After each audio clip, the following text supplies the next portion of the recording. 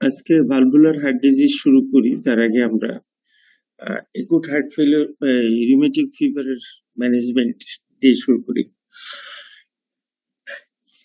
Factor স্টেপে management acute rheumatic ফিভারের ম্যানেজমেন্টে শুরু করতে হবে। স্টেপ 1 and 5 দুটো প্রিভেনশন, একটা প্রাইমারি একটা সেকেন্ডারি, আর তিনটা হলো ম্যানেজমেন্টের একুট স্টেজে। এন্টি ইনফ্ল্যামেটরি, সাপোর্টিভ ম্যানেজমেন্ট ও ম্যানেজমেন্ট অফ কমপ্লিকেশন।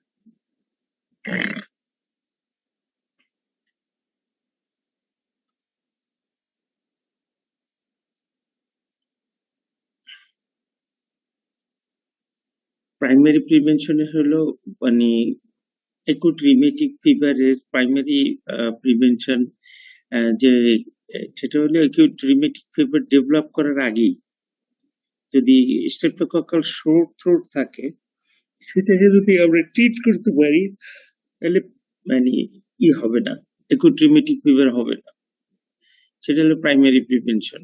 সেটা হলো যদি স্ট্রেপ্টোকক্কাল সোর থ্রোট থাকে তাহলে বেনজাইল পেনিসিলিন অথবা পেনিসিলিন বি, দুইটার যে কোনো একটা আমরা দিতে পারি। যে বেনজাইল পেনিসিলিন যেটা আছে সেটা রোগীর ওজন যদি 27 কেজির উপরে হয় তাহলে 1.2 million unit single dose IM, আর যদি 27 কেজির নিচে হয় তাহলে 6 million unit single dose benzyl penicillin দেওয়া যাবে। অল্টারনেটিভলি আমরা পেনিসিলিন ট্যাবলেট দিতে পারি, সেটা হইতেছে 250 milligram 2 to 3 times daily for 10 days, অথবা যদি এই হয় অ্যাডাল্ট হয় তাহলে 500 milligram 2 to 3 times a day। এটা হলো ইসের জন্য, ট্রিটমেন্টের জন্য, কিউরেটিভ ট্রিটমেন্টের জন্য। অনেকে মানে 4বারও দেয়, 500 মিলিগ্রাম 4 বার, কিন্তু 2 থেকে 3 বারই এনাফ দেওয়ার জন্য। An antibiotic treatment of streptococcal short throat is effective in reducing the occurrence of subsequent attack of acute rheumatic fever by 70 to 80%. Inflammatory ম্যানেজমেন্টের হলো অ্যানালজেসিক্স, আর্থারাইটিস যদি থাকে তাহলে স্যালিসাইলিস, কার্ডিয়াইটিস থাকলে পেনিসিলিন, এবং পেনিসিলিন শেষ হবে যখন তখন হলো স্যালিসাইলিস। অনেকবার বলছি আপনাদের ম্যানেজমেন্টটা, এটা আপনাদের কাছে আছে, তারপরেও একটু মনে রাখেন যে শুধু আর্থ্রালজিয়া থাকলে অ্যানালজেসিকই যথেষ্ট। আর্থ্রাইটিস থাকে স্যালিসাইলেটস, ডোজটা 100 milligram per KG per day in 4 hourly for 2 weeks, then 75 milligram per kg per day for 4 to 6 weeks, maximum 8 gram per day। 100 milligram দিতে যে গেলে এটা প্রায় যদি ওজন হিসাবে 12 কেজিও যদি ওজন হয় তাহলে এটা মানে 1200 মিলিগ্রাম চলে আসে। একটাই থাকে হলো 300 মিলিগ্রাম করে স্যালিসাইলেটস থাকে, তাহলে 4টা চলে আসে মিনিমাম ট্যাবলেট। আর পেনিসিলিন যদি দিতে হয় তো 1 to 2 মিলিগ্রাম লোডিং ডোজ দিতে হবে, এবং এটা যখন টেপার করা শুরু করবেন তখন হলো স্যালিসাইলেট যোগ করবেন, দুইটা একত্রে না। ফুল ডোজ মানে পেনিসিলিন প্লাস স্যালিসাইলেটস একত্রে না। Supportive treatment, bed rest, Joints এবং সাপোর্টিভ ট্রিটমেন্টস বা স্প্লিন্টার্স এগুলো দেওয়া যাবে। বেড রেস্ট হলো ওই যে 2 উইকস করে আর কি। কার্ডিয়াইটিস যদি থাকে তাহলে 4 সপ্তাহ যাবে, আর কার্ডিয়াইটিস যদি না থাকে তাহলে 2 সপ্তাহ বেড রেস্ট এবং 2 সপ্তাহ গ্র্যাজুয়াল অ্যাম্বুলেশন। আর কার্ডিয়াইটিস উইথ কার্ডিওমেগালি যদি থাকে তাহলে 4 উইকস থেকে 6 উইকসে যাবে। আর যদি হার্ট ফেলিওর থাকে তাহলে এটা মানে যতদিন দরকার ততদিন হার্ট ফেলিওরে থাকবে এবং গ্র্যাজুয়াল অ্যাম্বুলেশন থাকবে 12-6 এ। তাহলে 2 উইকস, 4 উইকস, 6 উইকস এবং গ্র্যাজুয়াল অ্যাম্বুলেশন 12 উইকস।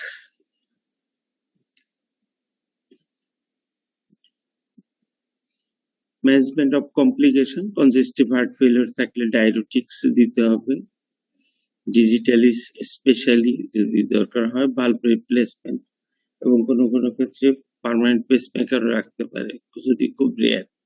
কোরিয়া থাকলে তার ডায়াজিপাম অথবা হ্যালোপেরিডল দিতে হবে। সেকেন্ডারি মানে কমপ্লিকেশনের জন্য আমরা আবার একই রকম বেনজাইল পেনিসিলিন দেব।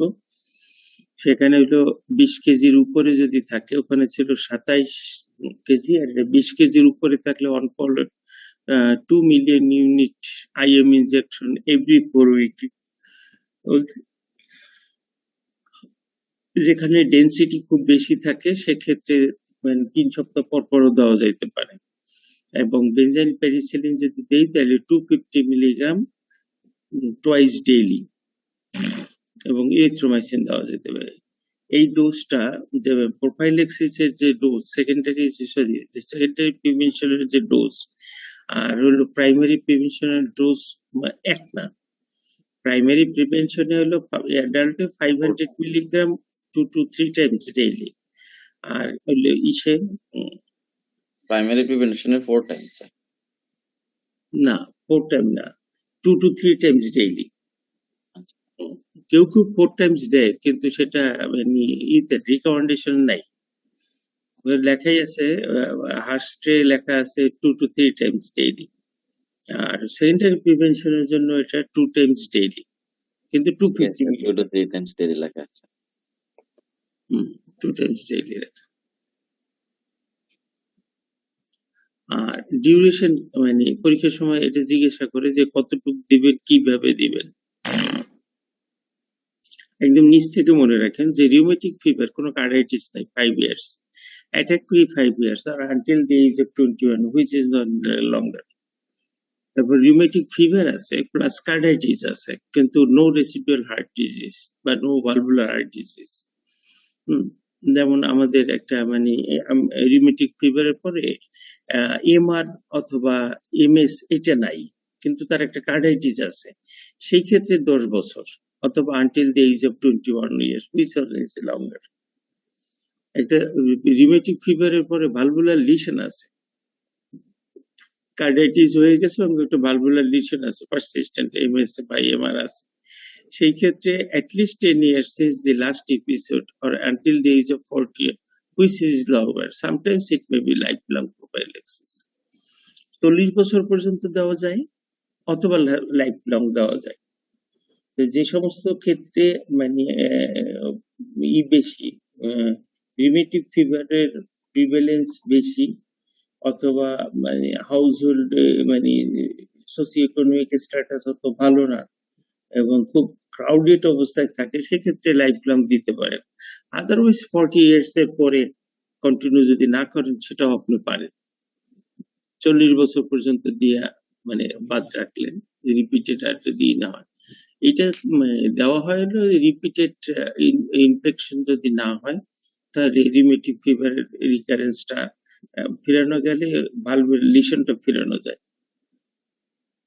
এইটুক হলো বিভিন্ন জায়গায় বিভিন্ন রকম আছে, এই কোন জায়গায় 18 বছর আছে, কোন জায়গায়। এইটা হলো American recommendation from American college of cardiology থেকে, এই রিকমেন্ডেশনটা। এমএস এর ক্লিনিক্যাল মানে মাইট্রাল স্টেনোসিস মানে পরীক্ষার সময় থাকে, এগুলো ক্লিনিক্যাল ফিচার্স আপনি বাদ দিয়ে যে আপনাদের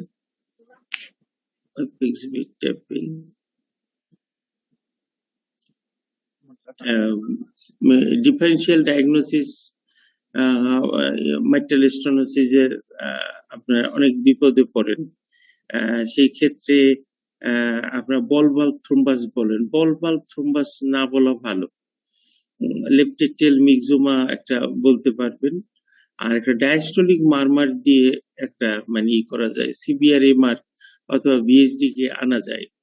ইতে আছে ব্রাউনওয়ার্ল্ডে এই দুইটা আছে ডায়াগনোসিস আছে, in which flow across the non-stenotic mitral valve is increased, which causes a short diastolic murmur।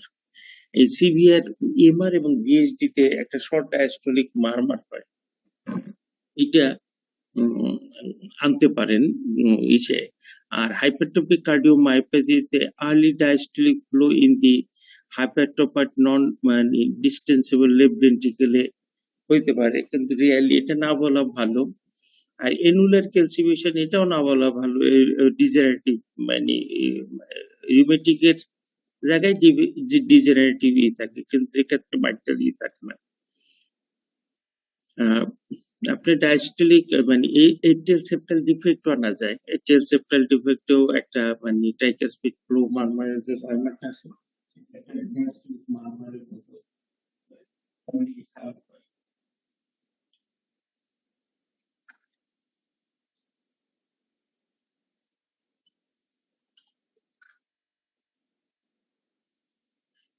Management, medical intervention R surgery. Medical ইন্টারভেনশনের balloon valvuloplasty, সার্জারির ভিতরে ওএমসি, সিএমসি এত mitral valve replacement.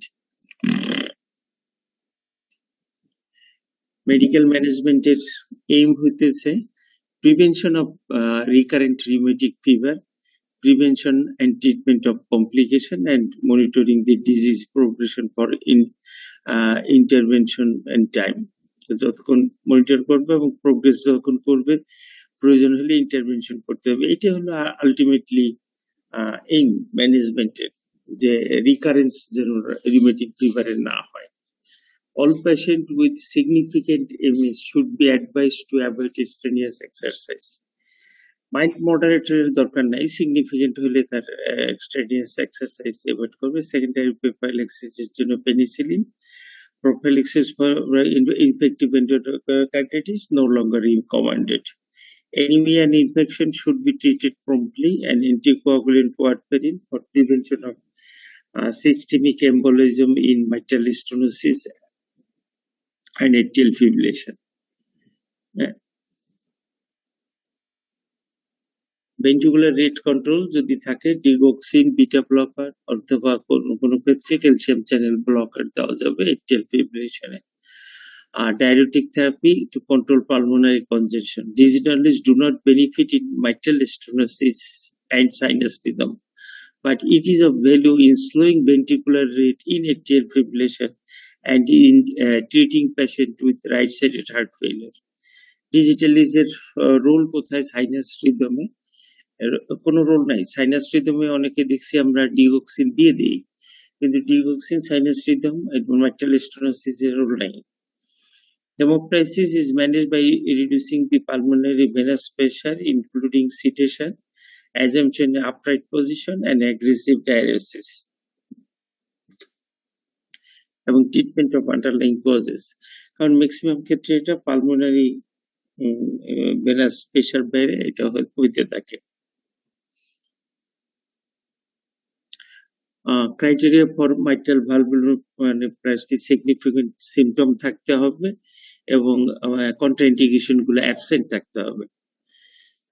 Isolated severe MS, no MR, mobile and non-calcified valve and subvalvular apparatus are not and LA free for thrombus.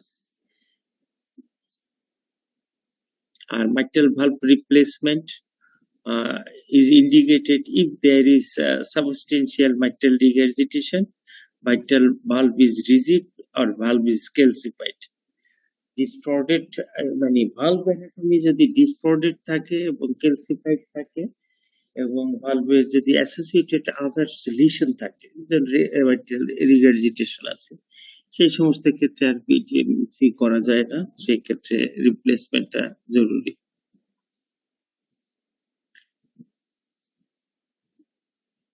এটা মানে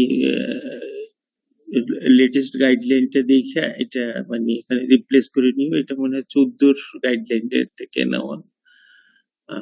এখানে ওই যে ভাগ করা আছে, যদি মানে এমএস হয়, এমএস এর ভিতরে ওই যে দুইটা মানে সিভিয়ার আর হলো ভেরি সিভিয়ার আর প্রোগ্রেসিভ, মানে 1.5 এর নিচে আর 1.5 এর উপরে।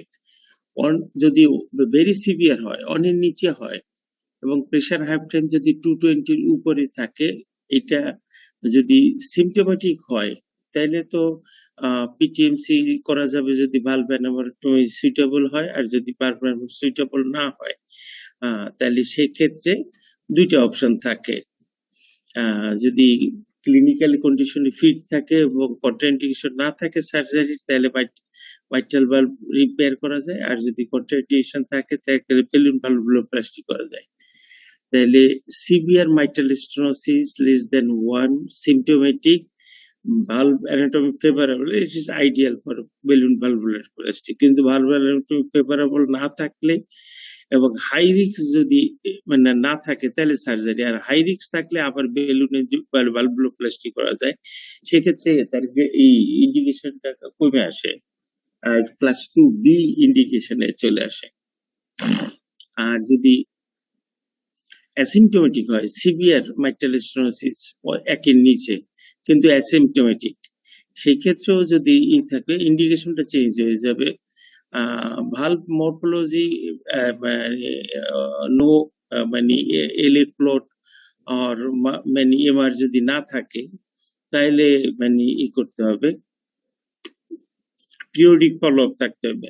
এবং ভালভ মরফোলজি যদি ফেভারেবল থাকে এবং কন্ট্রাইন্ডিকেশন যদি না থাকে তাহলে বেলুন ভালভুলোপ্লাস্টি করা যাবে। সেই ক্ষেত্রে এটা ইন্ডিকেশনটা ক্লাস 1 থেকে ক্লাস 2 এতে যাবে, কিন্তু বেলুন ভালভুলোপ্লাস্টি আছে ভেরি সিভিয়ার কিন্তু অ্যাসিমটোমেটিক, ভালভ মরফোলজি ফেভারেবল না, সেক্ষেত্রে পিরিয়ডিক ফলো আপ, আর ভালভোলজি ফেভারেবল সেক্ষেত্রে বেলুন ভালভুলোপ্লাস্টি। তাই ইন্ডিকেশনে শুধু ক্লাস 1 আর ক্লাস 2 আছে। একটা রোগী যদি আমরা সিভিয়ার মাইট্রাল স্টেনোসিস দেখি, ভেরি আনলাইকলি যে তার সিমটম প্রডিউস হয় না মানে একের নিচে থাকলে।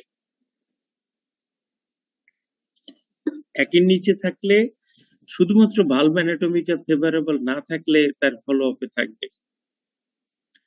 আর যদি মাইট্রাল স্টেনোসিস সিভিয়ার থাকে এবং এক্ষেত্রে যদি অ্যাসিমটোমেটিক, সিমটোমেটিক থাকলে আগের মতোই 1.5 এর নিচে থাকে, আর যদি অ্যাসিমটোমেটিক থাকে এবং সেক্ষেত্রে যদি কোনো কমপ্লিকেশন না থাকে মানে এট্রিয়াল ফিব্রিলেশন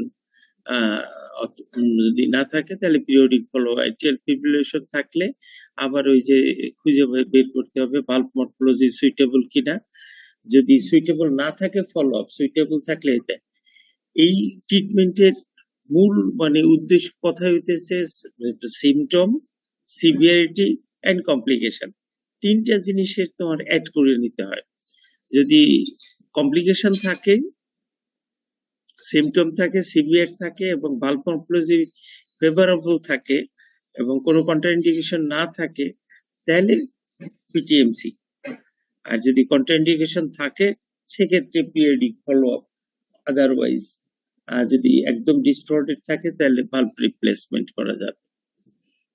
আর যদি 1.5 এর উপরে থাকে মাইট্রাল মানে ভালভ এরিয়া এবং প্রেসারের হাফ টাইম যদি 150 এর নিচে থাকে, সেই ক্ষেত্রে সিমটম যদি মানে থাকে উইথ আদার কজেস এবং পিসিডব্লিউ যদি বেশি থাকে 25 এর উপরে মানে পালমোনারি হাইপারটেনশন মানে আছে এরকম রোগী যদি থাকে তাহলে তারও বেলুন ভালভুলোপ্লাস্টি করে দিতে হবে। 1.5 এর উপরে আছে, পিসিডব্লিউ কম আছে, পালমোনারি হাইপারটেনশন নাই, পিরিয়ডিক ফলো আপে থাকো। তার মানে হচ্ছে 1.5 এর উপরে যদি থাকে এবং তার যদি কোনো কমপ্লিকেশন না থাকে, আইদার এট্রিয়াল ফিব্রিলেশন, পিসিডব্লিউ বেশি, পালমোনারি হাইপারটেনশন, এই রোগীগুলো ফলো আপে থাকা যায়। তাহলে এইগুলো মানে ম্যানেজমেন্টের স্ট্র্যাটেজি, যে মাইল্ড মডারেট পেশেন্ট যদি থাকে এবং অ্যাসিমটোমেটিক থাকে তাহলে এই পেশেন্ট গুলোকে ম্যানেজ করা যায় সেভাবে মেডিকেলি ম্যানেজ করা যায়। কিন্তু সিভিয়ার যদি থাকে, সিমটোমেটিক থাকে, কমপ্লিকেশন থাকে, either pulmonary hypertension or atrial fibrillation, valve morphology suitable, অপারেশনে যাবে। ভালভ মরফোলজি সুইটেবল না, পিরিয়ডিক ফলো আপে থাকবে।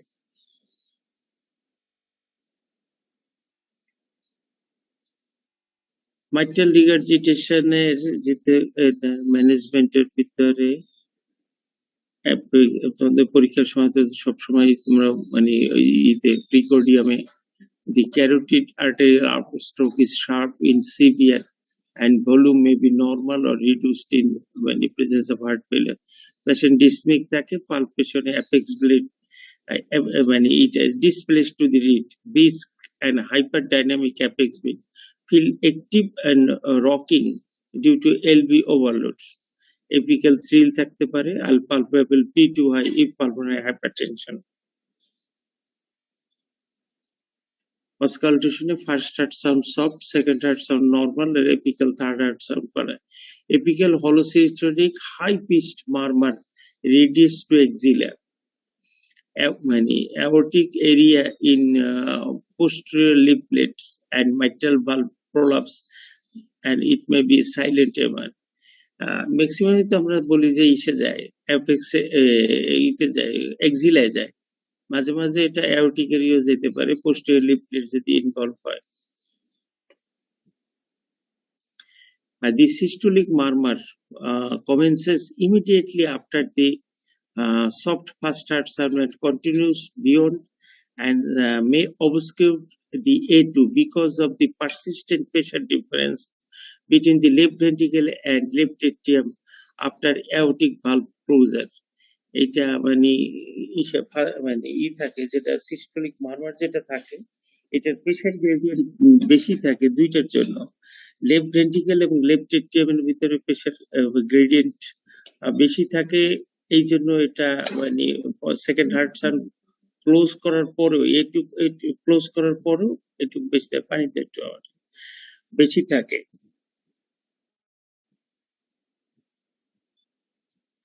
DD, BSD, aortic stenosis, tricuspid regurgitation, mitral regurgitation DD ভিতরে সিস্টোলিক যে মারমার যে কয়টা আছে, 5টা মারমার থাকে এবং মাঝে মাঝে তুমি যদি টিএস এর মারমারও বলো যে ইসের জন্য, তাও লাস্টলি বলতে পারবা যে, তবে তো এক্ষেত্রে খুব মানে অ্যাওর্টিক স্টেনোসিস এবং অ্যাওর্টিক স্টেনোসিস এবং বিএসডির মারমারটা বেশি থাকে, ট্রাইকাসপিড রিগারজিটেশনের মারমার সহ। Management again medical intervention and surgery. Medical management MR of mild to moderate severity can be treated medically. Current guidelines do not recommend the use of vasodilators, beta blocker in asymptomatic patient for chronic therapy for primary MR. এটার নাই, beta blocker এবং vasodilator role নাই, and hypertension should be treated with vasodilator such as ACE inhibitor. Severe chronic MR with symptoms or left ventricular dysfunction, both should be received standard management of heart failure with ACE inhibitor and beta blocker. যদি heart failure হয়ে থাকে এবং LV dysfunction থাকে, সেই ক্ষেত্রে কিন্তু AC inhibitor এবং beta blocker standard therapy যেভাবে আছে সেভাবেই পাবে। Rheumatic fever in rheumatic fever prophylaxis in rheumatic fever, infective endocarditis prophylaxis, routine antibiotic prophylaxis is no longer recommended. Atrial fibrillation যদি থাকে, all patient with atrial fibrillation receive chronic anticoagulation. Atrial fibrillation rate controlled by beta blocker, calcium channel blocker, digoxin or amitriptyline. Heart failure diuretics দিতে হবে।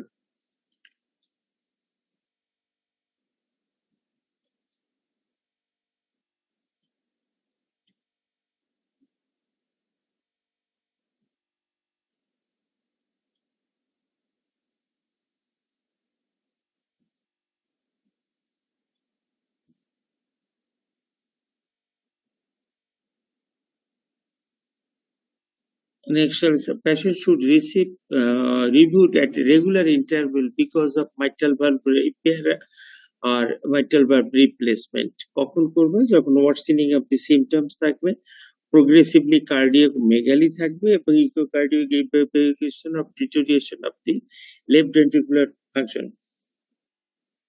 এই সমস্ত সময় তখনই করবা।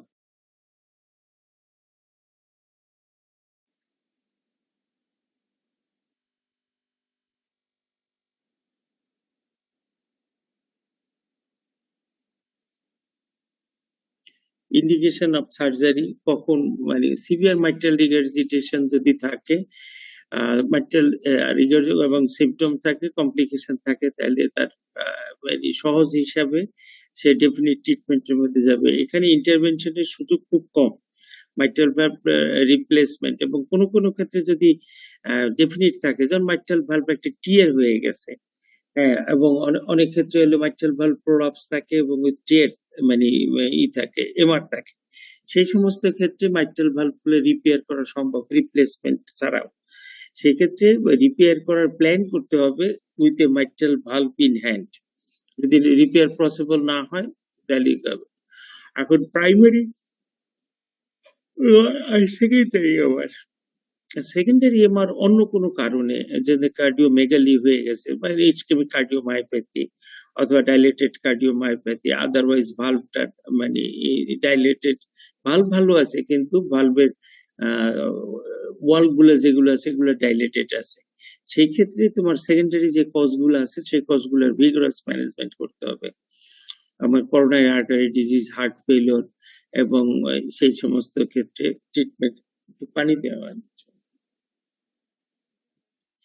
করতে হবে এবং progressive MR, asymptomatic severe MR যদি থাকে তাহলে হলো পিরিয়ডিক মনিটরিং করতে হবে, এবং সিমটোমেটিক সিভিয়ার এয়ার যদি থাকে স্টেজ ডি এবং এনওয়াইসি 3 to 4 থাকে তাহলে মাইট্রাল ভালভ সার্জারি করতে হবে ক্লাস 2B ইন্ডিকেশনের ভিতরে, এটা সেকেন্ডারি। কিন্তু প্রাইমারি যদি এমআর থাকে সেক্ষেত্রে সিভিয়ার এমআর আর প্রোগ্রেসিভ এমআর। সিভিয়ার এমআর ওই ভেনা কন্ট্রাক্টর এটা কতগুলা হিসাব দেওয়া আছে, আর সিমটোমেটিক যদি থাকে পেশেন্ট এবং এলভি ইজেকশন ফ্র্যাকশন 30% এর উপরে যদি থাকে তাহলে মাইট্রাল ভালভ সার্জারি, আর যদি 30% এর নিচের উপরে থাকে তাহলে সার্জারি করা যাবে, কিন্তু সেক্ষেত্রে ক্লাস 2B ইন্ডিকেশন। খুব ভালো একটা রেজাল্ট পাওয়া যায় না 30% এর নিচে থাকলে। এক্ষেত্রে ম্যাক্সিমাম ক্ষেত্রে পেশেন্টের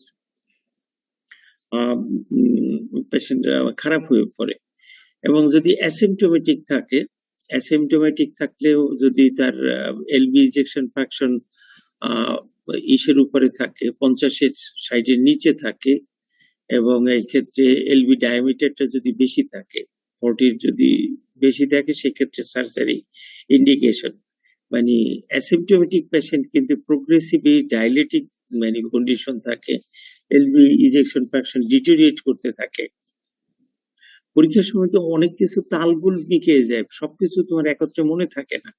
সেই জন্য মনে না থাকলে কতগুলো মানে জেনারেল সূত্র যদি তুমি ইউজ করো, যে এক হলো পেশেন্ট সিমটোমেটিক পেশেন্ট নাও থাকলেও কমপ্লিকেশন গুলো যদি থাকে, তার মধ্যে হয়তো atrial fibrillation, pulmonary hypertension, progressively dilatation, LB dysfunction, এই কতগুলো ফ্যাক্টর এটা কমন কিন্তু সব ভালভের ক্ষেত্রে, আইদার অ্যাওর্টিক, মাইট্রাল, মানে যেটাই হোক না কেন সব ক্ষেত্রে মোটামুটি এক। এক্সাক্ট পয়েন্টের হয়তো মানে যে একদম না পড়লেও এই জিনিসগুলো মনে রাখতে পারলেও তোমার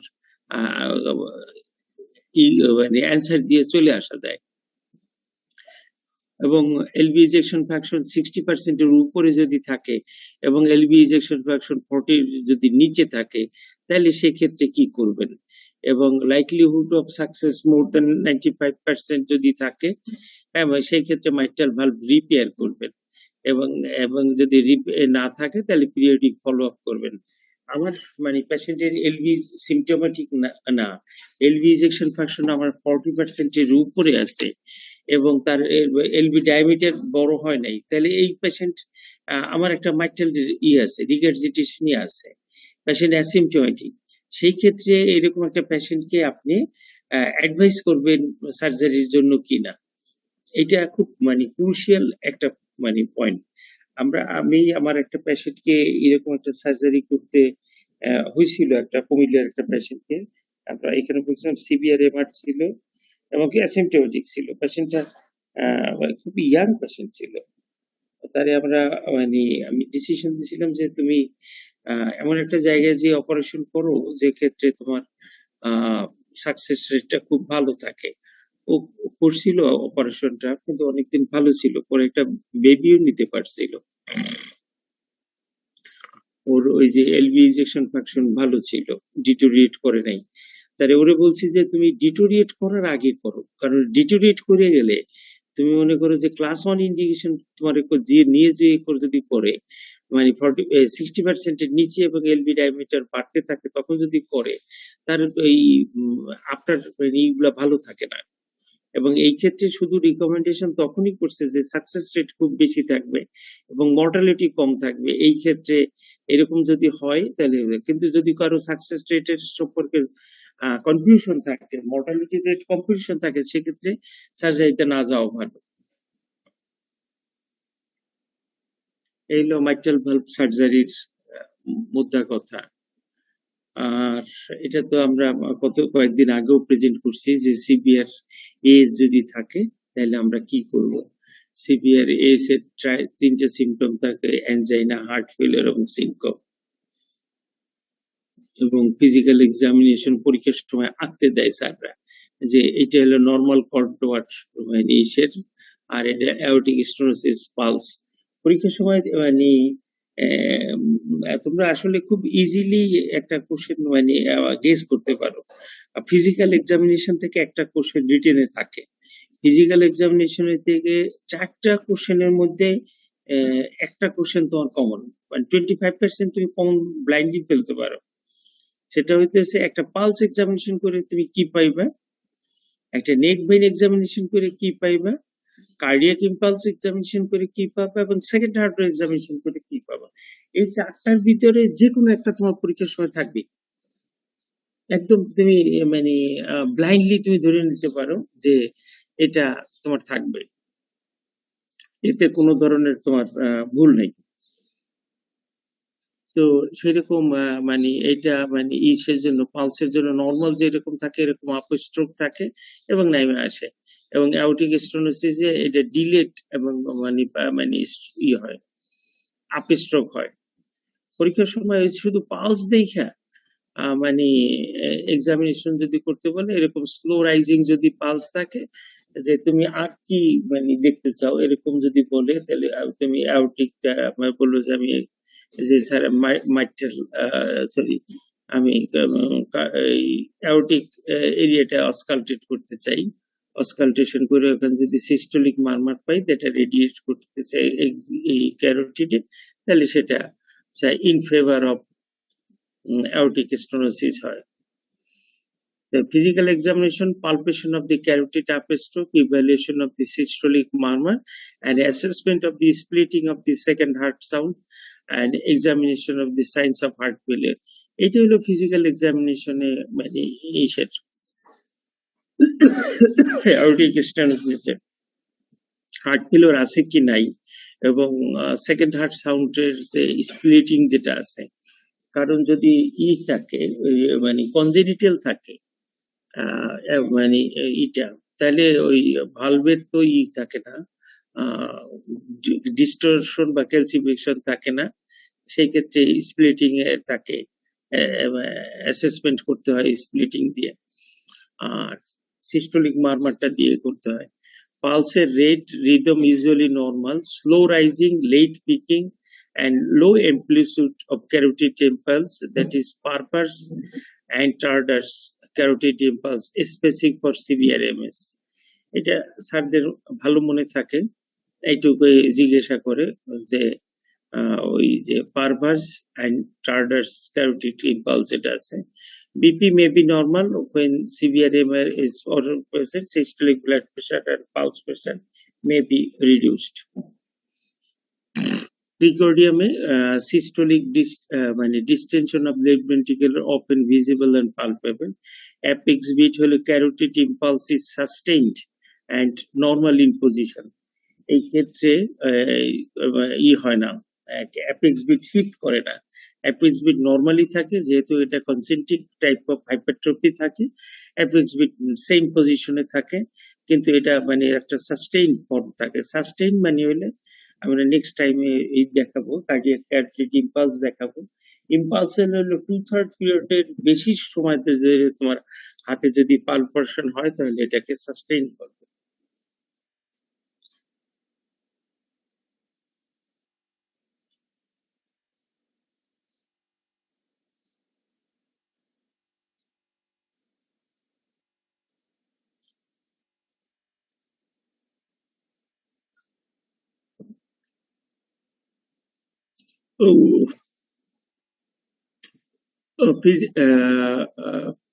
Precordium, এটা তো বলছি, apex bit usually sustained and normal in position.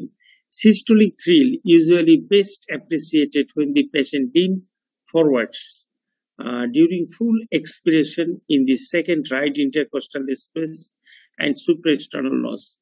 এটা থ্রিল দেখার সময় মানে আমরা বসেও দেখতে পারি, মানে সরি শোয়ায়ও দেখতে পারি যে পজিশন আছে সে পজিশনে, এবং এটা পেশেন্ট করা যায় লিনিং ফরওয়ার্ডস করেও ফুল এক্সপিরেশনে রাইট সেকেন্ড ইন্টারকস্টালেসে আমরা দেখতে পারি থ্রিলটা। A systolic thrill is a specific but not sensitive for severe AS.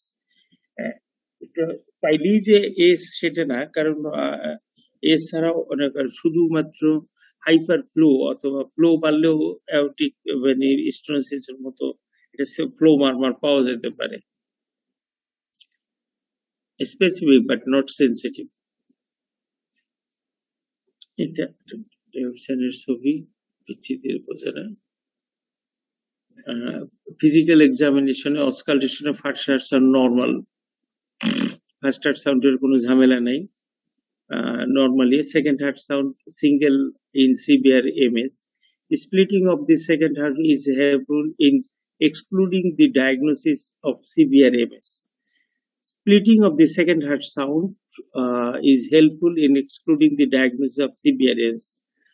যদি স্প্লিটিং থাকে তাহলে সেটা মানে এএস এর দিকে যাবে না এবং এস থাকবে না, এবং এস হলে single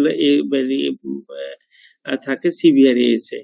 Fourth heart sound due to atrial contraction, and early systolic murmur of AS is typically late peaking and heard best at the base of the heart and with radiation to the carotid. এটা late হয়। In patient with calcified aortic valve, the systolic murmur is loudest at the base of the heart and may be radiate towards the apex. Galabardian syndrome যেটাকে বলে। A systolic murmur of grade 3 intensity or greater is relatively specific for severe AS. যদি কোনো সময় 3 বা তার উপরে পাই তার মানে হইতেছে একটা 3 প্লাস 3 বা তার উপরে যদি তুমি বলতে যাও তাহলে কিন্তু তোমার পালপেশন লাগবে। পালপেশন ছাড়া তুমি 3 এর উপরে বলতে পারবে না।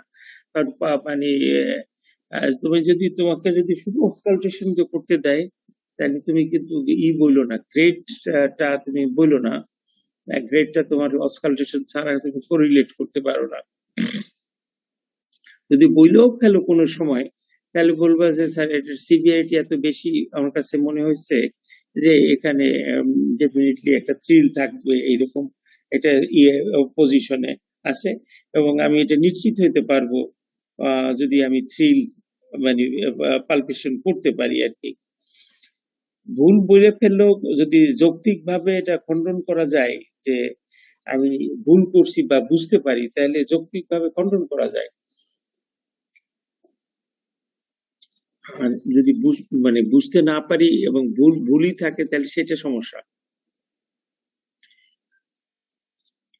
With the left ventricle fails and when the left ventricle fails and the stroke volume falls, the systolic murmur of AS becomes softer and relatively it may be disappeared.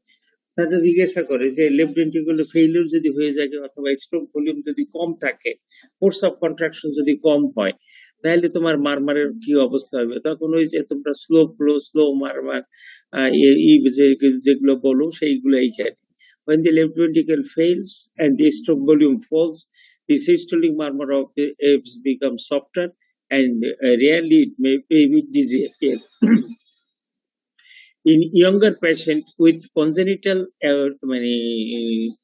aortic stenosis, the flexibility of valve may result in accentuation of the A2 so that the second heart sound may normally split, and even with severe valve obstruction. এটি হলো মানে ইসের congenital এবং acquired যে valve আছে,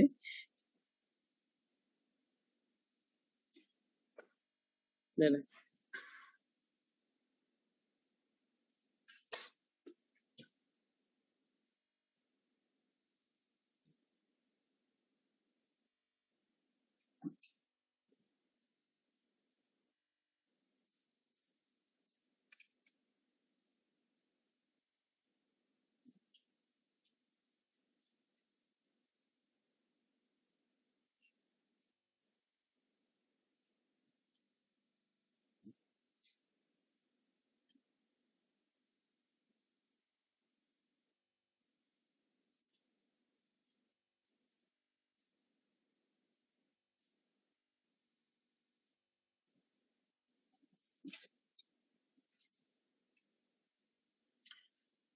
congenital যে S আছে যদি থাকে, আর যদি ডিজেনারেটিভ এজ থাকে অথবা যদি রিউমেটিক প্রসেসের এজ থাকে, তার ভিতরের পার্থক্য এইখানটায়।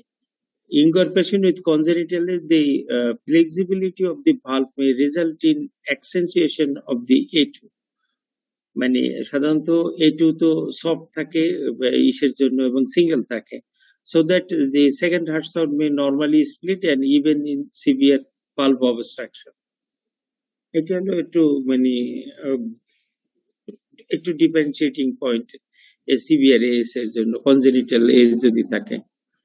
এবং আর একটা জিনিস থাকে, ওই যে পরীক্ষার সময় ডাইনামিক অসকালটেশন পরীক্ষার সময় দিয়ে বসে, ফিজিক্যাল এক্সামিনেশনে ডাইনামিক অসকালটেশন খুব মানে স্যারদের ফেভারিট। এবং এজ যদি থাকে এবং হাইপারট্রফিক কার্ডিওমায়োপ্যাথি যদি থাকে, দুইটার ক্ষেত্রে ডাইনামিক অসকালটেশনের কথা বলবে করতে আর কি।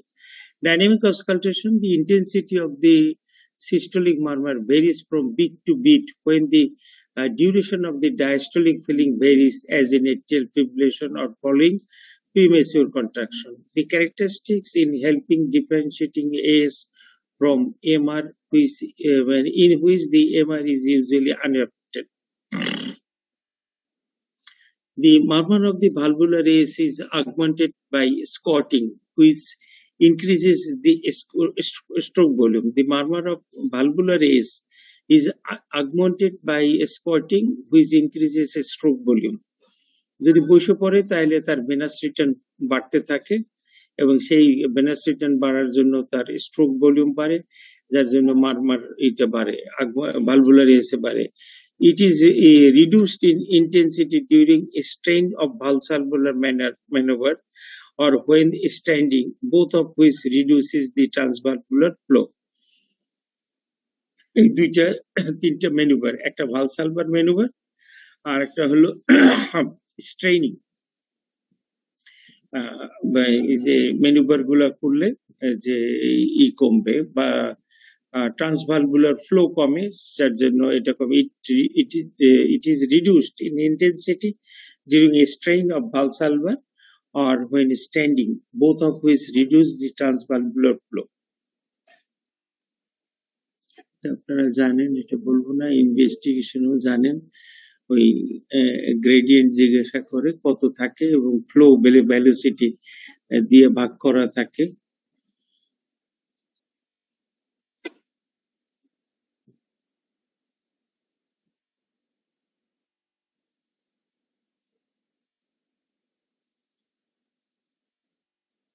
পরীক্ষার সময় যে 3 মাস যদি কোর্সটা জিজ্ঞাসা করে, 2 থেকে যদি পেশেন্ট সিমটোমেটিক হয় তাহলে এর মাঝখানে time of death from onset of symptoms 2 to 5 years মনে যদি না থাকে, 2 থেকে 5 বছর। আর স্পেসিফিক ভাবে যদি মনে থাকে, সবচেয়ে যদি হার্ট ফেলিওর ডেভেলপ করলে 2 বছর এবং চেস্ট পেইন যদি থাকে তাহলে 5 বছর, এর মাঝখানে সিমটম হলো 2 বছর।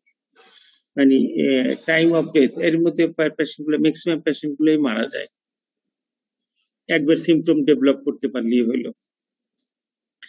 সিমটমের মধ্যে ট্রাইড অফ সিমটম, সিনকোপ থাকে, চেস্ট পেইন এবং শর্টনেস অফ ব্রেথ থাকে। The risk of sudden death is high in asymptomatic severe AS. So this patient should be promptly referred for surgical intervention. যদি symptomatic থাকে patient এবং এই patient গুলো থাকে sudden death হওয়ার সম্ভাবনা থাকে। এই জেড ভ্যালোসিটিটা স্যাররা জিজ্ঞাসা করে যে কত ভ্যালোসিটির উপরে গেলে তোমার এই যে মিটার পার সেকেন্ড, সাধারণত 4 এর উপরে গেলে এটা সিভিয়ার, আর যদি এটা 1 এর নিচে থাকে এটা মাইল্ড থাকে, এবং এর মাঝামাঝি যে জিনিসগুলা থাকে সেগুলা থাকে মানে 3 এর নিচে থাকে, আর হলো 4 এর উপরে, এর মাঝে যেটা তাহলে মডারেট। এটা জেড ভ্যালোসিটি দিয়ে এইভাবে গ্রেডিয়েন্ট করা যায়। এবং একটা না দেখে কতগুলো যদি কম্বিনেশন করে করা হয় তাহলে সেটা খুব ভালো থাকে। যেমন ভালভেরিয়া মাপা খুব কঠিন অ্যাওর্টিক স্টেনোসিসে, এবং গ্রেডিয়েন্ট অনেক সময় আমরা মিন গ্রেডিয়েন্ট এবং সিস্টোলিক গ্রেডিয়েন্ট, অনেক সময় সিস্টোলিক গ্রেডিয়েন্ট দিয়ে দেখি 70, 80, 90 যদি থাকে যেটা সিভিয়ার বলি, কিন্তু মিন যদি করা হয় তাহলে এটা 40 উপরে গেলে এটা সিভিয়ার, আর 20 নিচে যদি মিন গ্রেডিয়েন্ট থাকে তাহলে এটা মাইল্ড। এই দুইটা জিনিস খুব ইজিলি দেখা যায়।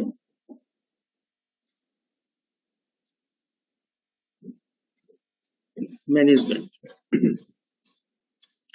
aortic valvular management, the most important principle is patient education regarding the disease of the course and the typical.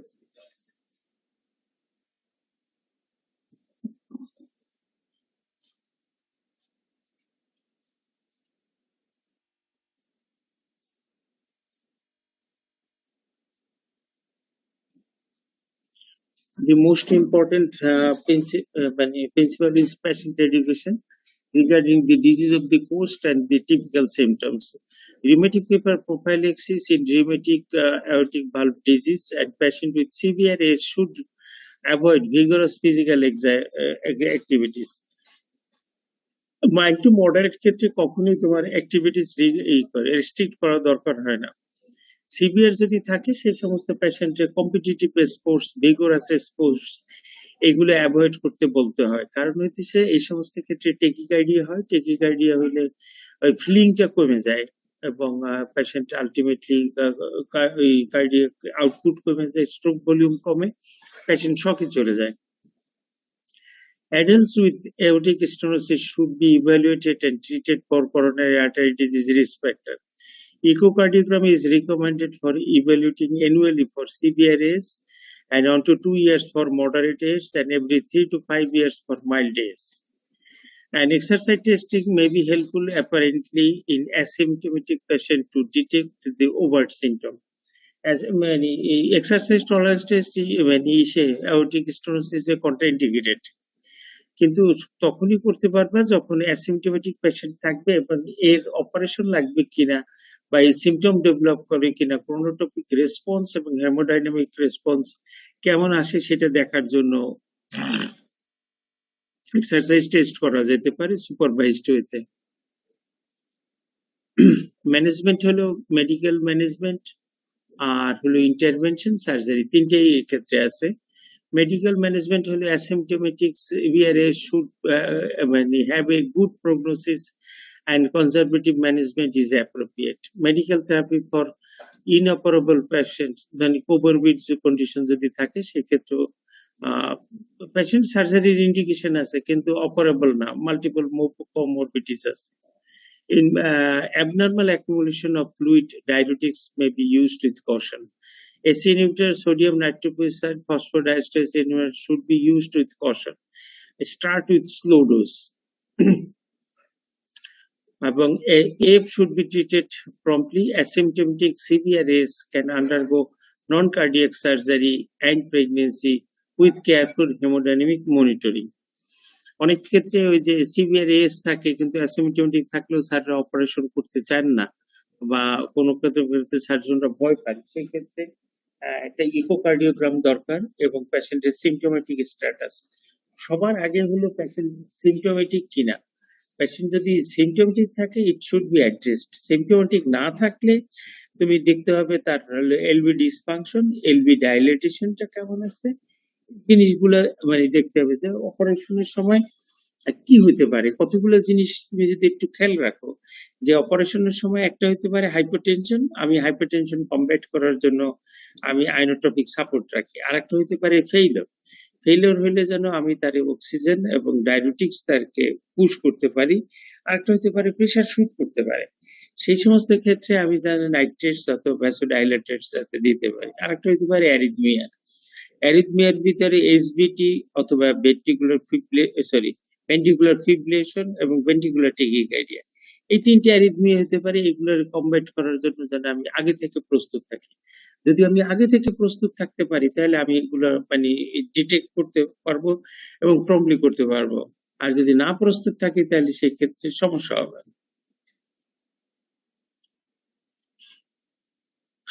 Aortic valvuloplasty আছে আর অ্যাওর্টিক ভালভ রিপ্লেসমেন্ট আছে। যদি একদম ভালভের স্ট্রাকচার চেঞ্জ হয়ে যায় সেক্ষেত্রে ভালভ রিপ্লেসমেন্ট করা যায়, সার্জিক্যাল ভালভ রিপ্লেসমেন্ট। আর aortic valve replacement করা যায় টিবিআর এবং টাভি আছে দুইটা, ট্রান্সক্যাথেটার রিপ্লেসমেন্ট। আর একটা মানে ভালভুলো মানে প্লাস্টি আছে একটা, বেলুন ভালভুলোপ্লাস্টি। সাধারণত এটা প্র্যাকটিস করা হয় না এবং এটা মডালিটিস, কোনো ট্রিটমেন্ট মডালিটিস এর মধ্যেও নাই। কিন্তু কোনো পেশেন্ট যদি সিভিয়ারলি ওল্ড থাকে, ফ্রাজাইল থাকে এবং পেশেন্টের মাল্টিপল কোমরবিডিটিস থাকে, অপারেশন করলে অপারেশন টলারেট করবে না, সেই সমস্ত পেশেন্টের ভালভুলোপ্লাস্টি করা যায়, বেলুন ভালভুলোপ্লাস্টি করা যায়। ওই এই যাবৎকালে আমরা একটাই করছিলাম একটা পেশেন্টের, প্রায় ৮০-৯০ বছরের মতো বয়স ছিল। তারে ওই যতবারই ভালভুলোপ্লাস্টি করে ৩ বার করছি আমার জানা মতে। যতবারই করে দেই ওই যে ক্যালসিফাইড হয়ে থাকে ভালভ দিয়ে যতটা অ্যাওর্টিক ভালভটা যতটা পুড়ে ঠিক করে দিই, কিছুদিন পরে আবার সে সিমটম নিয়ে চলে আসে, আবার হার্ট ফেলিওর নিয়ে এই করে চলে আসে। কাজে ওগুলো খুব বেশি একটা লাভ হয় না। ক্যালসিফাইড আবার জোড়া লেগে যায়, টাইম বিং যতটুকু টাইম পাস করা যায় সেটার জন্য। But it is still মানে not a option of at all treatment যে simple aortic valvuloplasty। কিন্তু এটা যদি পালমোনারিতে হয় তাহলে পালমোনারি অ্যাওর্টিক ভালভুলোপ্লাস্টি এটা ভালো একটা রোল প্লে করে, কারণ এটা কনজেনিটাল। আর হলো অ্যাওর্টিকটা হলো এটা হলো ডিজেনারেটিভ, এটা ক্যালসিফিকেশন জমে থাকে।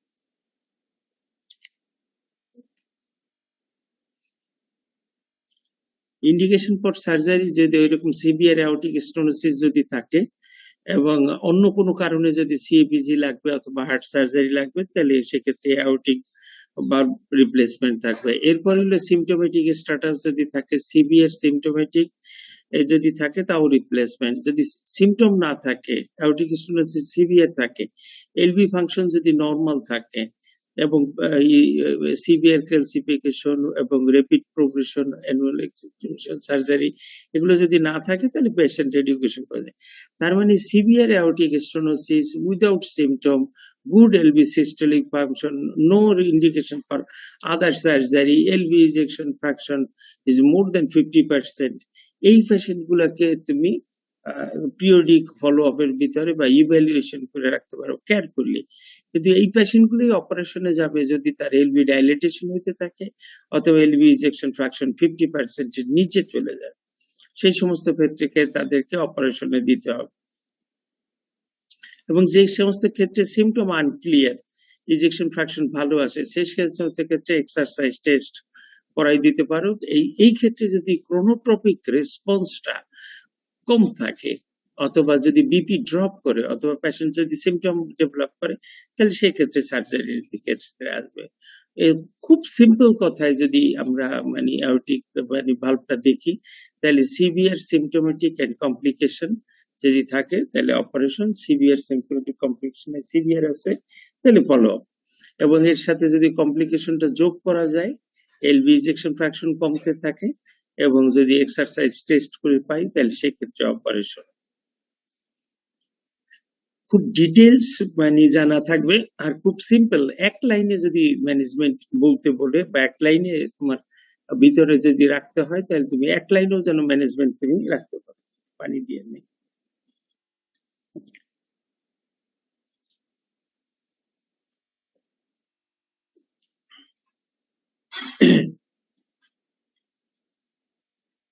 প্রায় শেষের দিকে আসছি আমরা, তাহলে আমরা আরেকটা বলে আমরা শেষ করে দিই।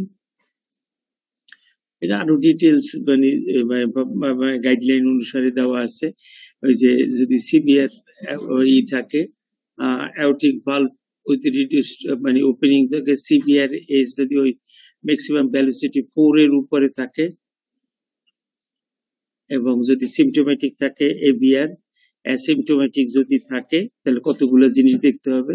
এলবি ইজেকশন ফ্র্যাকশন 50 নিচে কিনা, আদার কন্ডিশন সার্জের জন্য আছে কিনা, অথবা ভিম্যাক্স মোর দ্যান 5 এর উপরে আছে, এবং লো সার্জিক্যাল রিস্ক আছে, এবং অ্যাবনর্মাল ইটিটি, এই সমস্ত কন্ডিশন গুলো যদি ফুলফিল করে তাহলে অ্যাওর্টিক ভালভ রিপ্লেসমেন্ট, এটা ক্লাস 2, আইদার ক্লাস 1, ক্লাস 2 আর ক্লাস 2B, এটা ইন্ডিকেট করবে মানে আন্ডারলাইং কজের উপরে। আর যদি এই থাকে abnormal aortic valve with reduced opening যদি থাকে, এবং ভালভ ভ্যালোসিটি যদি 4 এর নিচে থাকে, মানে অ্যাসিমটোমেটিক থাকে, তাহলে অন্য কোনো কারণে সার্জারি লাগলে সার্জারি লাগবে অথবা লাগবে না। এরপরে যদি সিমটম এলভি ইজেকশন ফ্র্যাকশন 50 নিচে থাকে এবং যদি কোনো কোমরবিড কন্ডিশন না থাকে, সেই ক্ষেত্রে এবিআর করা যাবে।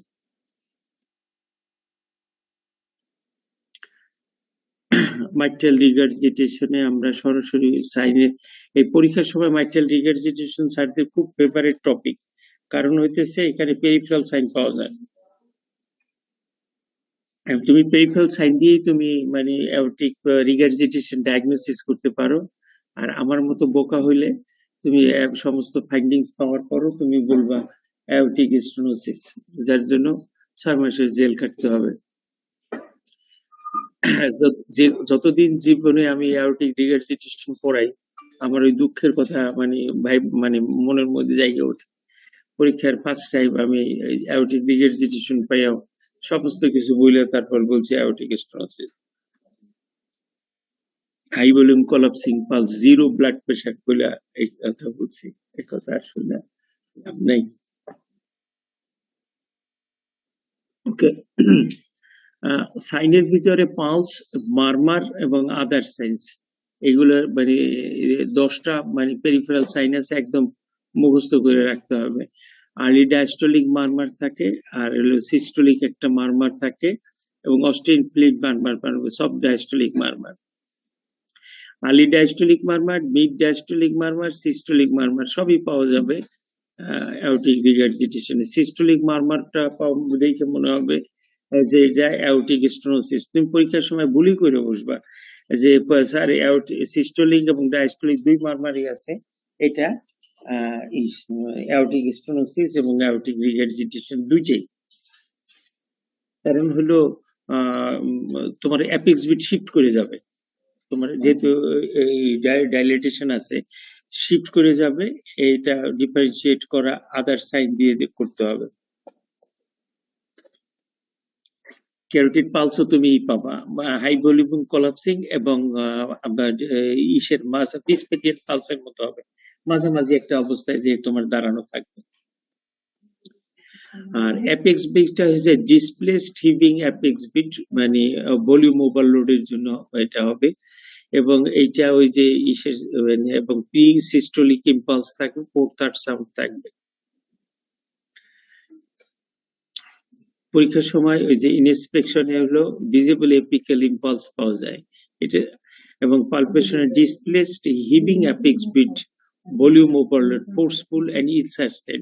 এটা আমরা এখানে হিভিং অ্যাপেক্স বিট অথবা ফোর্সফুল ইল সাস্টেন করলে এটা বেস্ট এক্সপ্লেইনড হয়। ইল সাস্টেন মানে আমরা ওই অ্যাপেক্সটা দেখলে বুঝতে পারবো না, and thrill is rare but maybe.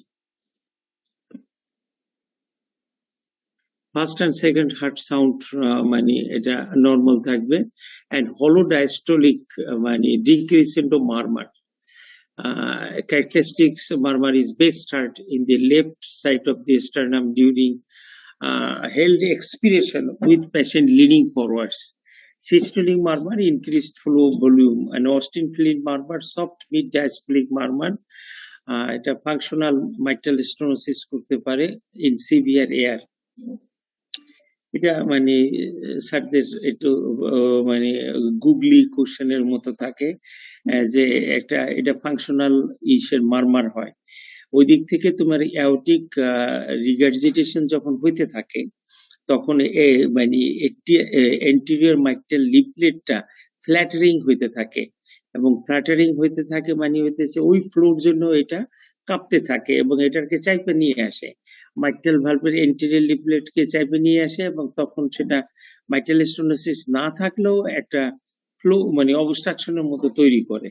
এই অবস্ট্রাকশন তৈরি করে এখানে একটা মারমারের মতো তৈরি করে, এটাকে ফাংশনাল মারমার মাইক্টাল স্টেনোসিস এর মতো বলে, যেটা অস্টিন প্লিন মারমার। এটা soft mid diastolic functional mitral stenosis murmur, এবং এটা পাওয়া যায় শুধুমাত্র অ্যাওটিক মানে সিভিয়ার অ্যাওটিক রিগার্জিটেশনই পাওয়া যায়। এবং এট দি সেম টাইম এটা যদি তুমি মাইক্টাল ভালভের উপরে ফালাও, তুমি এমোড ফালাও, তখন এটার মানে জিগজ্যাগ ওয়েতে মুভমেন্ট, যেটা ফ্ল্যাটারিং মুভমেন্ট আছে ওটা দেখতে পারবা। ক্রিপিটেশন যদি থাকে তো ফেইলিওর থাকলে ক্রিপিটেশন থাকবে। ম্যানেজমেন্ট আইদার মেডিকেল আর সার্জারি ইন্টারভেনশন এক্ষেত্রে খুব কম মানে স্কোপ আছে। Medical management to maintain normal body weight, engage in dynamic exercise, no restriction or participation in competitive sports unless in mild disease, and should avoid in severe MR. Cardiac risk factor evaluation and modification should be done. Infective prophylaxis is no longer recommended. Patient with rheumatic aortic valve disease should receive prophylaxis. AC inhibitor, especially in hypertension and left ventricular dysfunction. Beta blocker should be avoided as it increases regurgitation volume. Treatment of underlying cause infective endocarditis or syphilis থাকলে treatment করতে হবে, কিন্তু যদি patient heart failure develop করে তাহলে কিন্তু তুমি আবার তাকে বিটা ব্লকার তখন দিতে হবে। আদারওয়াইজ বিটা ব্লকার দিলে ওই যে ব্র্যাডিকার্ডিয়া হয়ে তার ওই যে রিগার্জিটেশন ভলিউমটা বাড়ে। অ্যাওর্টিক স্টেনোসিসে বিটা ব্লকার দিতে হয়, আর এইখানে হলো beta blocker contraindication. Recent updates in medical management: no benefits of nifedipine or enalapril compared to Cresovir in terms of reducing the regurgitation of the volume, preventing LV dilatation, dysfunction, and delaying the valve surgery. আমরা যখন student ছিলাম তোমাদের মতো, তখন আমরা মানে severe ইয়ারে asymptomatic যদি থাকে সেই সমস্ত ইয়ারে আমরা নিফিডিপিন দিতাম, এনালাপ্রিল দিতাম। এখনো কিছু কিছু স্যারদের দেখবা যে অ্যাওর্টিক রিগার্জিটেশনের স্যারেরা নিফিডিপিন এবং এনালাপ্রিল দিয়ে দেয়। এগুলো পরবর্তীতে ট্রায়াল দিয়ে দেখছে যে প্লাসিবো আর এটার ভিতরে কোনো টার্ম নাই। 25 বছরের একটা স্টাডি আছে, অনেকগুলো স্টাডির মধ্যে এটা কম্পেল করে বলছে যে no benefit of nifedipine on enalapril compared with placebo in the terms of reducing the regurgitant volume, preventing LV dilatation, dysfunction, or delaying the LV surgery. So current guidelines provide only a weak recommendation for use of afterload reduction therapy in asymptomatic severe aortic regurgitation with LV dilatation but not LV function. এটা মানে afterload reduction এর জন্য vasodilator use করতে পারছে। So surgery, মানে aortic chronic severe aortic regurgitation with symptom surgery, মানে যদি aortic valve replacement, aortic root replacement, coronary bypass surgery। ওই যে কয়েকদিন আগে দেখেন শহীদুল ভাই মনে হয় তার ভাইয়ের aortic মানে valve প্লাস রুট দুইটাই রিপ্লেস করছে, এবং aortic root dilatation more than 55 যদি হয় তাহলে এবং মার্ফেন সিনড্রোম যদি থাকে তাহলে রুট ডাইলেটেশন একসাথে করে ফেলানো লাগে, replacement. Our asymptomatic patient with severe AR should followed up annually and for echocardiogram for evidence of increasing in ventricular size, LV IDD more than 55, evidence of left ventricular dysfunction less than 50. এক্ষেত্রে তোমার aortic valve replacement লাগবে। একই রকম symptom যদি মানে থাকে তাহলে aortic valve replacement CBR এর ক্ষেত্রে যদি সিমটম আনক্লিয়ার থাকে তাহলে আদার্স বিএনপি অথবা এক্সারসাইজ টেস্ট খুব সুপারভাইজড ওয়েতে এক্সারসাইজ টেস্ট করার জন্য বলবো। তুমি কাউকে অ্যাডভাইস করবে না যে সিভিআর সিভিআর অ্যাওর্টিক রিগার্জিটেশন আছে, অতএব এক্সারসাইজ করে তুমি দেখো। আমি বলবো সুপারভাইজড ওয়েতে এটা করা যাবে যে তোমার সিমটম ডেভেলপ করে কিনা, করলে তোমার এটা রিপ্লেসমেন্ট লাগবে। আদারওয়াইজ এলবি ইজেকশন ফ্র্যাকশন 50 নিচে এবং এলবি ইন সিস্টোলিক ভলিউম 55 এবং এন্ড ডায়াস্টোলিক ডায়ামিটার 75 এর উপরে যদি থাকে তাহলে অপারেশন, আদারওয়াইজ মানে পিরিয়ডিক ফলো আপ। এই যে পরীক্ষার সময় এই জিনিসটা এপিক্যাল ইম্পালসের কন্ট্রোল নিয়ে একটু থাকে, যে নর্মাল যে কন্ট্রোল ফার্স্ট হার্ট সাউন্ড এবং সেকেন্ড হার্ট সাউন্ডের উপরেরটা দেখো, ফার্স্ট হার্ট সাউন্ড এবং সেকেন্ড হার্ট সাউন্ডের মাঝামাঝি যে পোর্শনটা থাকে, এই মানে পোর্শনটা আমরা এটা এপিক্যাল ইম্পালসটা ফিল করি ফার্স্ট হার্ট এবং সেকেন্ড হার্ট সাউন্ড। সাস্টেন বলবো কখন, যখন এটা 2/3 এর বেশি আমরা আমাদের হাতের মধ্যে মানে ফিল করতে পারবো, তখন আপনাকে এটাকে বলবো মানে সাস্টেন। এবং খুব রেপিড মানে এটা দেখো একটু ডিলেট হয়ে হয়েছে, খুব আর্লি স্টেজে যদি এটা চলে আসে, পালপেবল 3 এর জন্য যদি হয়, S3 এর জন্য যদি হয়, তাহলে খুব আর্লি স্টেজে এটা চলে আসে এবং নিচের দিকে থাকে। এবং ট্রিপল ফেজ এটা হাইপারট্রফিক কার্ডিওমায়োপ্যাথির জন্য অথবা ইসের জন্য এরকম ট্রিপল ফেজ পাওয়া যায়। তাহলে আমাদের পরীক্ষার সময় নরমালি আমরা 2/3 পর্যন্ত পাবো এবং 2/3 এর বেশি হলে এটাকে আমরা পালপেবল বলবো এবং সাস্টেইন বলবো। এটা দিয়ে আমি শেষ করে দেবো আজকে। Enumerate the cardiac apical impulse with examples. Under গ্রাজুয়েটের একটা কোশ্চেন, মানে এটা আমার খুব ভালো লাগছে দেখে আমি তোমাদের জন্য নিয়ে এসেছি এখানে। According to the deviation and displacement, মানে নর্মাল এটা থাকে লেফট ফিফথ ইন্টারকস্টাল স্পেসে থাকে, এটা তোমরা সবাই জানি আমরা। এটা apical impulse is deviate laterally and inferiorly, left ventricular enlargement যদি হয়, এপিক্যাল ইম্পালস মানে ডিসপ্লেসেস অ্যাপেক্স, শুধু ল্যাটারালি যদি হয় তাহলে এটা রাইট ভেন্ট্রিকুলার এনলার্জমেন্টের জন্য হবে। যদি ল্যাটারালি যদি যায় তাহলে আরবি এনলার্জমেন্ট, এবং ল্যাটারালি এবং ইনফেরিয়রলি গেলে left ventricular enlargement. According to size, normal 3 centimetre or less. এটা ডিফিউজ এপিক্যাল ইম্পালস হতে পারে, localised apical impulse, enlarged apical impulse. Diffuse apical impulse increase the area occupied by the apical cardiac impulse, suggest LV dilatation. And localized cardiac impulse, isolated left ventricular hypertrophy যদি থাকে, localised যদি থাকে, এবং enlarged apical impulse, enlarged মানে LV due to myopathy process or volume overload as seen in severe aortic and mitral regurgitation. সেজন্য মানে শুধুমাত্র মানে আইসোলেটেড লেফট ভেন্ট্রিকুলার যে মায়োপ্যাথিক যে প্রসেস আছে অথবা ভলিউম ওভারলোডের জন্য যদি হয় তাহলে সেটা এনলার্জড এপিক্যাল ইম্পালস পাওয়া যাবে। লোকালাইজড পাওয়া যাবে, মনে করো সিভিয়ার অ্যাওর্টিক স্টেনোসিস আছে, সেই ক্ষেত্রে একটা লোকালাইজড মানে ইম্পালস পাওয়া যাবে according to size. According to duration of the apical impulse, normally মানে 2/3 of the ventricular systole যদি থাকে এটা মানে পাওয়া যায় first 2/3 of the ventricular systole। Prolong কখন বলবো, described as sustained, প্রলং অথবা sustained যদি apical impulse when ventricular mass is increased, that is left ventricular hypertrophy or dilatation, when there is a obstruction to the left ventricular ejection as in aortic stenosis, hypertrophic cardiomyopathy, সেই ক্ষেত্রে আমরা sustained. তাহলে sustained এর ক্ষেত্রে দুই ক্ষেত্রেই আছে, মানে হাইপারট্রফি এবং ডাইলেটেশন অথবা অ্যাওর্টিক স্টেনোসিস এবং HCM এর ক্ষেত্রে। আরেকটা আছে according to the amplitude, enumerate the cardiac impulse with example.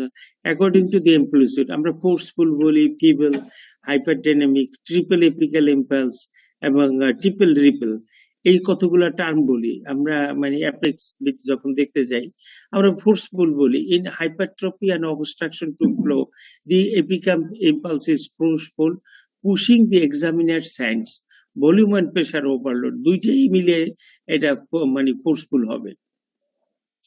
এবং ফোর্সফুল সাস্টেইনড আর ইল সাস্টেইনড সেটার উপরে অবস্ট্রাকশনটা আছে নাই সেটা বলে feeble. In severe left ventricular dysfunction থাকলে এটা ফিবল থাকবে। Hyperdynamic in sinus tachycardia and tapping apex impulse, এটা খুব ফেভারিট আমাদের। In severe mitral stenosis or mitral stenosis, a payable mitral valve apical palpation results in unique tactile মানে shock like sensation due to prominence of the first heart sound, so called tapping apic impulse, which is essentially pathognomic for rheumatic mitral stenosis. Is a tapping apical impulse or the tapping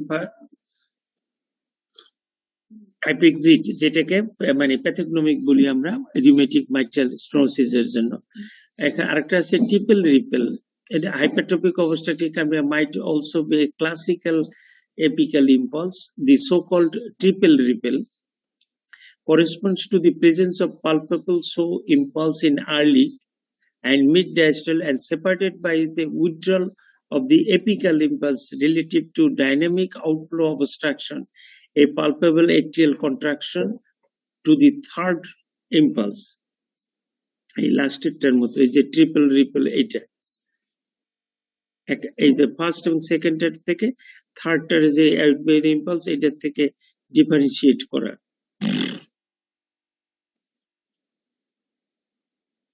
আর সবগুলো মিলিয়ে যদি combination করি যে displaced and থ্রাস্টিং, আমরা যদি বলি volume overload সাসানিন mitral and aortic regurgitation, displaced থাকে thrusting, discrete heaving in pressure overload. ডেভিডসনের দুই জায়গায় দুই রকম লিখছে, কিন্তু পরবর্তীতে আমি এটা কম্পাইল করে এক জায়গায় না এরকম ভাবে এটা ঠিক করে রাখছি যে যদি আমরা হিভিং বলি এটা আমরা অ্যাওর্টিক স্টেনোসিসের জন্য বলবো, অথবা হাইপারটেনশনের জন্য ডিসক্রিট এবং হিভিং দুইটা কম্বাইন করে। আর ডিসপ্লেসড এবং ইনকোঅর্ডিনেট যদি থাকে ডিসকাইনেটিক লেফট ভেন্ট্রিকুলার অ্যানিউরিজম এগুলোর যদি থাকে, forceful and sustained aortic stenosis and left ventricular hypertrophy dilatation, and forceful but ill sustained, that is thrusting in air. আমরা পরীক্ষার সময় forceful and ill sustained বলবো না aortic regurgitation, and forceful and sustained বলবো aortic stenosis।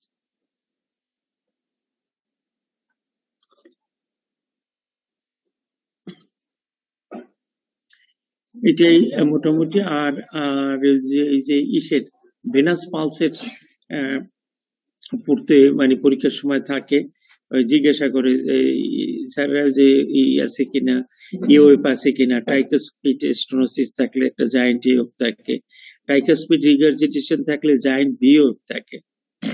পরীক্ষার সময় জিজ্ঞাসা করে যে পালমোনারি হাইপারটেনশন আছে তার মানে ট্রাইকাসপিড রিগার্জিটেশন আছে, উল্টোই জিজ্ঞাসা করে মানে পালমোনারি হাইপারটেনশন আছে তুমি নেক বেনি কিছু পাইছো কিনা। তুমি এখানে যদি খেয়াল করো যে পালমোনারি হাইপারটেনশনের এখানে কোনো কিছু নাই, দেওয়া নাই, পালমোনারি হাইপারটেনশন থাকলে ট্রাইকাসপিড রিগার্জিটেশন থাকবে, ট্রাইকাসপিড রিগার্জিটেশন থাকলে জায়ান্ট ভিও থাকবে।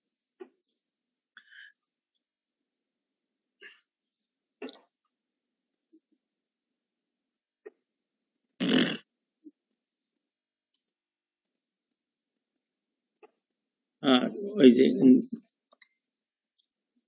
গ্রেডিং অফ মারমার,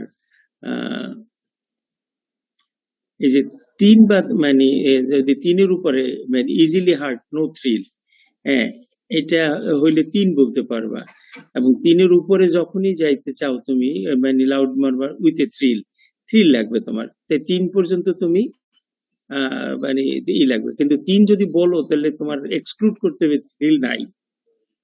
হ্যাঁ, আর মানে এই জন্য গ্রেডিংটা বলার সময় ওই যে ভুল না করাটা যৌক্তিক। পালপেশন না দিলে গ্রেডিং করা মানে দুইটা, এটা দুইটাই মানে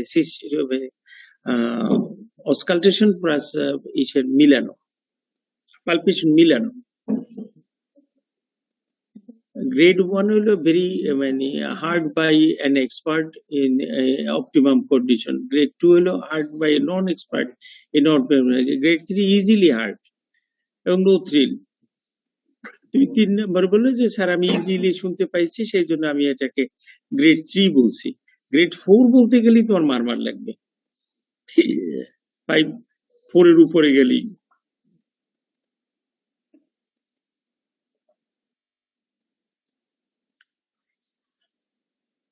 ঠিক আছে, আজকে মানে কেউ ক্লাস নেয় নাই, সেই সুবাদে আমার একটা ক্লাস আগেই গেছে। আর মানে তোমাদের তো হাইপারটেনশন, হার্ট ফেইলিউর দুইটা শেষ করছি, তারপরে ইসকেমিক হার্ট ডিজিজ শেষ হয়েছে, ক্রনিক স্টেবল এনজাইনা হয়েছে, আর ওই দুইটা আমি রিসেন্টলি তোমাদের পড়াইছি, একবার দেখে আর বলি নাই। সুযোগ যদি পাই তাহলে মানে নন এসটিএসসিএস এবং এসটিএসসিএস এর ম্যানেজমেন্ট আবার বলে দেবো। নেক্সট উইকে দেখি কনজেনিটালটা মানে শেষ করতে পারি কিনা। কনজেনিটাল শেষ করলে মোটামুটি ভাবে এই একই রকম সমান এই জিনিস তো প্রায় প্রায় একই রকম থাকে। ওই পরীক্ষার সময় ভুলে যাওয়া যায়, মানে মনে থাকে না কোনটা কিরকম। তারপরে হলো রিপিটেড পড়ে লেখা মনে রাখতে হবে, আর কোনো বিকল্প পথ নাই।